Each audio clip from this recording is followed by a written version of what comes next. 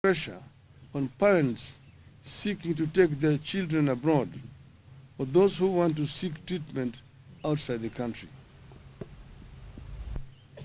The free fall of the shilling is more taxes from the suffering Kenyans. The taxes rose at a time the overall economy has been contracting. In the second quarter of 2022, which is the first era of Kenya Kwanza regime leading into 2023, the economy grew by only 5.2%. In a similar period in 2021, it grew by 11%. The regime resorted to more borrowing, ignoring the warnings that we are in debt distress and at the risk of debt default. Without blinking an eye, the regime went against its promises to reduce borrowing and did the complete opposite. Kenyans responded to this turn of events by trying to steady their businesses, especially the small enterprises. But those efforts were in vain as interest rates rose through the roof and more taxes hit those businesses. Only the government can now afford to borrow at the astronomical rate of 17% or more from the domestic market. In other words, the government is competing with the private sector in the domestic financial market. The result has been that micro and small businesses are struggling, defaulting, and folding up, while the larger private sector is at best stagnating or equally folding up. In the last 1 year, the proportion of micro and small businesses defaulting on loans has increased by 17%. Today, 6 out of 10 micro and small businesses are either paying late, paying only a part of their installments, or are unable to pay. Inflation is driven by the cost of food and fuel. As long as the government has not resolved the price of food and fuel, the cost of living will not come down. No amount of fertilizer will lower the cost of food as long as the cost of fuel is unchecked.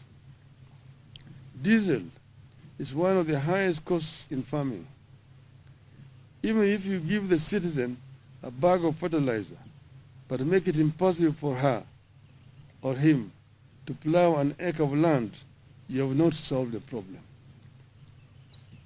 The shilling taking the grains like maize, wheat, and rice that we import, those commodities have increased by 25%. As the economy has suffered, another grand betrayal of dreams has unfolded silently in the education sector. As a party, we believe that we cannot neglect education no matter the magnitude of the economic challenges which we are grappling with.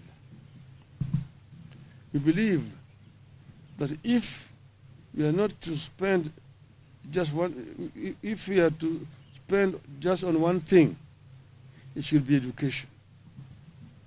In 1 year, Kenya Kwanza has thrown the education sector into a deep financial crisis. In public, Kenya Kwanza administration continues to talk about free education. The reality in our schools and homes across Kenya is that education is no longer free, either in primary or secondary schools. Inadequate funding is growing into a full-blown crisis in primary and secondary schools, forcing head teachers to beg from well-wishers to help finance schools, straining parents further and threatening the high enrollment reached in recent years as many students are sent home for school fees. Although academic year is coming to an end, the funds that have been released to schools are way below what was required. In some of the schools, the government has disbursed as low as 15,000 shillings for a student population of 400. Some schools received as low as Kenya shillings 3,000. We are, however, very concerned that under the Kenya Kwanza, education and the country are getting compromised by mismanagement, lack of clarity, lack of interest, and weak leadership in the sector. Verbally, education field officers have been instructed to work with schools, PTAs, and BOMs and approve measures to help schools raise funds for their operations. For schools, this only means raising school fees.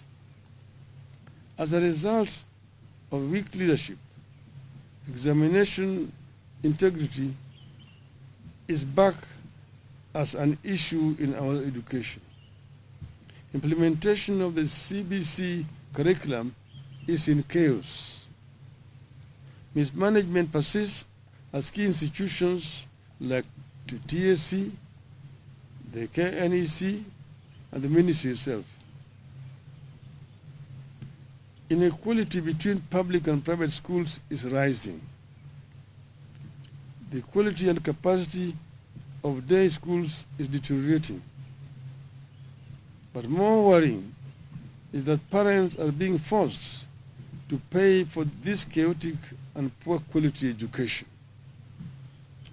In the first 1 year under Kenya Kwanza, the cost of education has gone up by 225%, but the quality is not guaranteed. Fellow Kenyans, this has been a disastrous 1 year under Kenya Kwanza, and we have no good new or encouraging words to offer. There are strong indications that the things will get worse or remain the same. We, however, refuse to ask you to tighten your belts. You have done enough. The ball is squarely in the court of the regime. They either act or await the fate that has fallen other insensitive and incompetent regimes across the continent. Yeah. End of statement. It's as clear as that.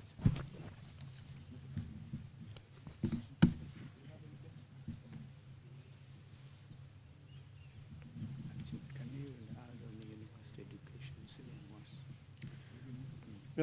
On this issue of education, it's even worse in the university. They have come up with grading and basically grouping students in terms of means and so on, and that they're required to pay 7%. Quite a number of those students are actually being sent home because the administration in various public universities are insisting on advance payment before admission.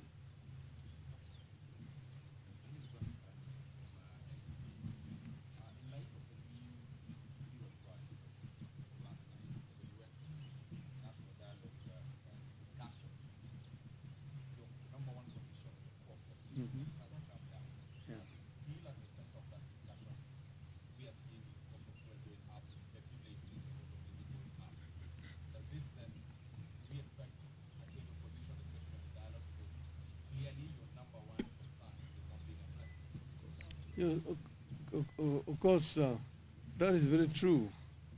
And as you know, we are going to be giving you another statement tomorrow on the issue of the dialogue, which is ongoing. But of course, our number one agenda was the cost of living. It is still there. Of course, the other side has been making statements that they don't want it to be discussed. But we have insisted that it must be agenda item number one in the talks.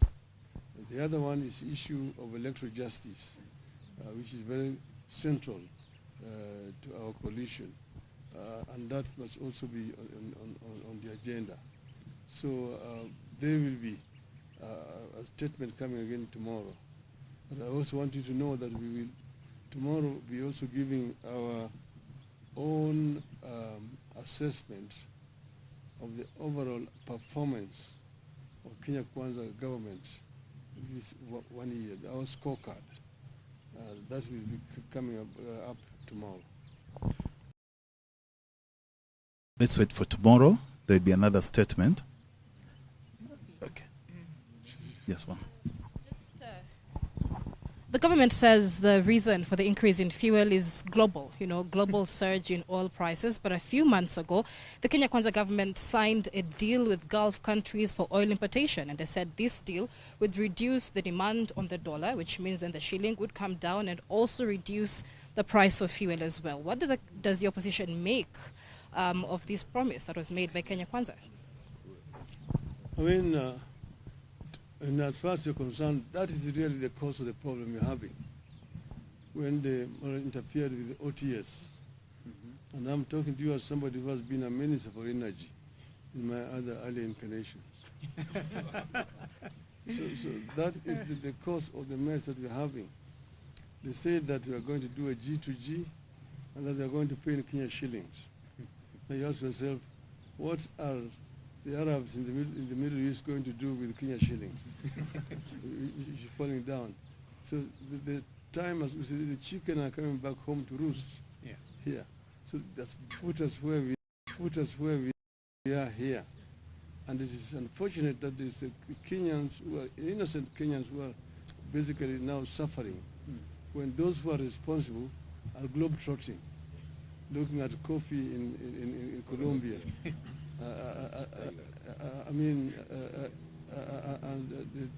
The tigers, they're moving around when the Kenyans are suffering. It's very, very unfortunate indeed. Thank you very much. See you tomorrow.